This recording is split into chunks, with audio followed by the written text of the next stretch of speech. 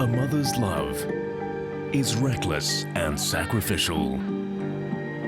I wanted to be able to do something for her because I'm a mum, and I couldn't. So this is my story. It's hard, it's a hard story. When you've lived through something that is so profoundly devastating, you kind of see the world through different eyes. My name is Heidi. I'm 33 years old and live near Bristol with my partner Keith and my two gorgeous boys, Noah and Tate.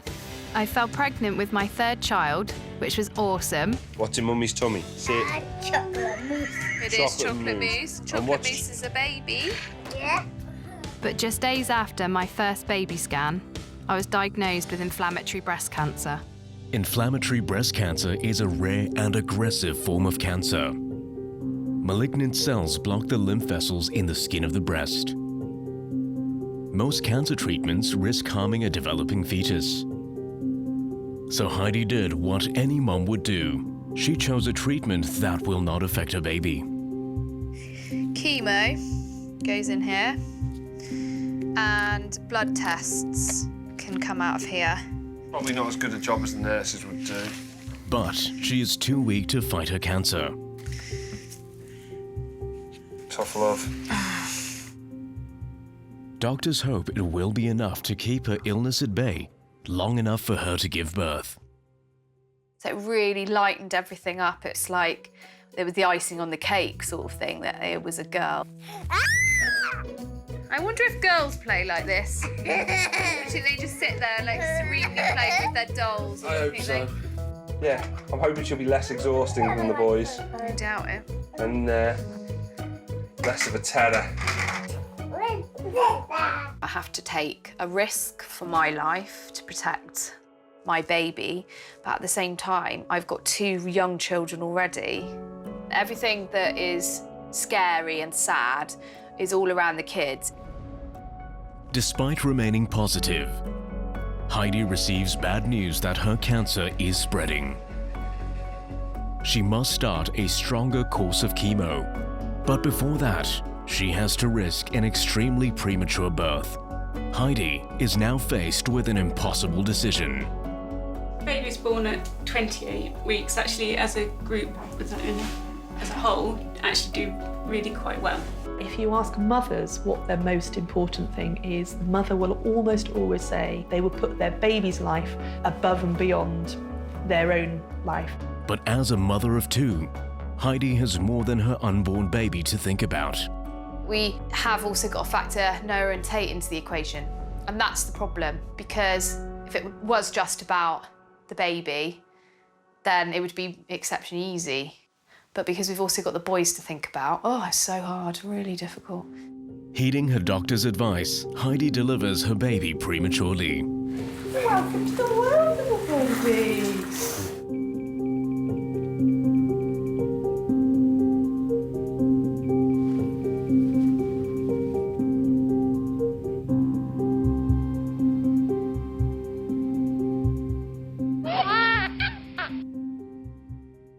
Oh, she's so worth it. No, we know. Baby Ali, she's absolutely beautiful. She came out in really, really good condition. She was crying almost before she came out. She was smaller than I thought she was going to be. Her face was like that big, and it was really tiny and gentle and small, and it almost felt like, oh, just put her back in, we'll wait. We'll give her another couple of months, you know. The birth was a success. But baby Ali has to be kept in intensive care. I don't want to leave her. I couldn't do this for her at home. It's not going to benefit her if I sit here for the next 3 months lying on the floor. It's just, she's so delicate. It's like, every time we touch her, I keep thinking it's like diffusing a bomb, because she's got 7 million different wires going into all different places. It's like it's handling like the most delicate little person. Hello, Papa. Oh, I missed you. Did you miss me? Yeah. I love you. Is your baby gone back in there? Has the baby gone back in there? No, she's still in the hospital. Ah. The following day, baby Ali catches a rare and fatal infection. And 3 days later, she passes away in the arms of her parents. With Ali, you know, when she was born, it was the most intense feeling of love that I had when I had the boys, that rush of love and fierce protection towards your baby, and the relief that I felt because she was okay, and that she was, for 5 days she was fine. So at that point, we completely made the right decision. She's here, she's safe, she's well. Now I can get treatment and I'm going to be here for all 3 of my children. And that's how I felt. And then suddenly, it was all taken away. And I just wanted to try and do something for her. I wanted to be able to do something for her because I'm her mum, and I couldn't. And straight after that, I had to go in and, you know, have chemotherapy. This drug, Herceptin, is the exact reason why Ali was born early, for me to have this exact fluid that's going into my arm now. So if I wanted to blame someone or something, I sit here sometimes and think, this drug is the reason she's died. And sometimes I feel like that. Potentially the cancer spreading, but for a moment I can tell you I didn't even care because I'd lost Ali. But the tragic loss of baby Ali only strengthened Heidi's will to live.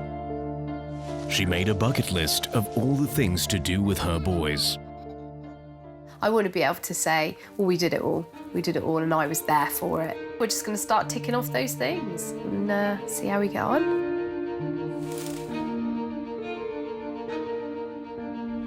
But a year after filming, Heidi's cancer became terminal. She was only given 4 years to live.